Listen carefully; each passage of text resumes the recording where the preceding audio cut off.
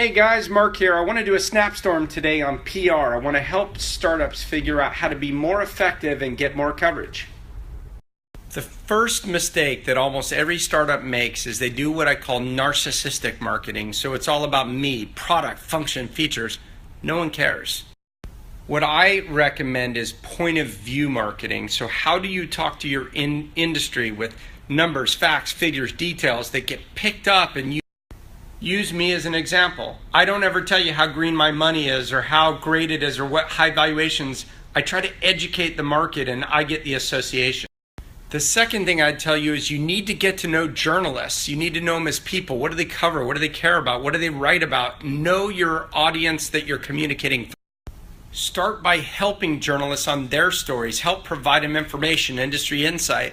So when you do have something that you want to communicate, you're much more likely to get. You need to understand that every story has an angle. You need to understand what is the angle the journalist is trying to write about and help them shape the story. Always remember the adage, give before you get. If you help journalists for 2-3 times, then you'll get goodwill in return.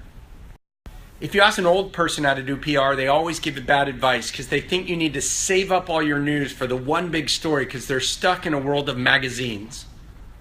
What matters in 2016 is frequency of story. You need to be in stories often because often people miss stuff. Frequency over time.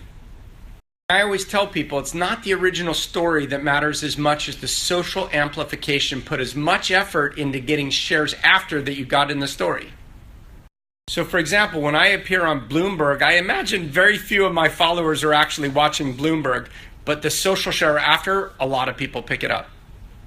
Most people at startups are smart, and the problem is they want to overcomplicate what they communicate. You need to be more like George Bush, less like Al Gore. The reason is if you make a complicated story, the journalist doesn't know what to write. If you give them small sound bites and you stick to the same message and you're consistent, you'll get covered.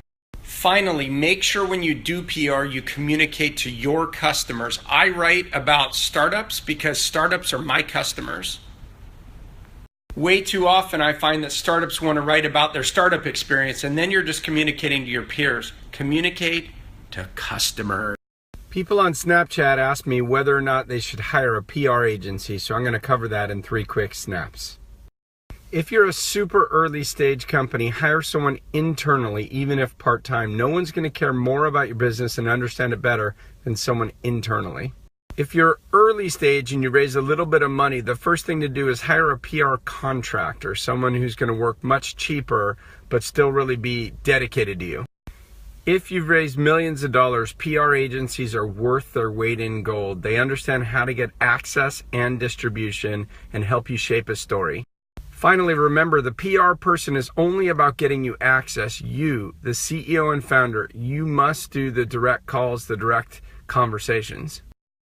And here's a tip. Even Mark Benioff, CEO and founder of Salesforce.com, did all of the PR conversations even after they were public.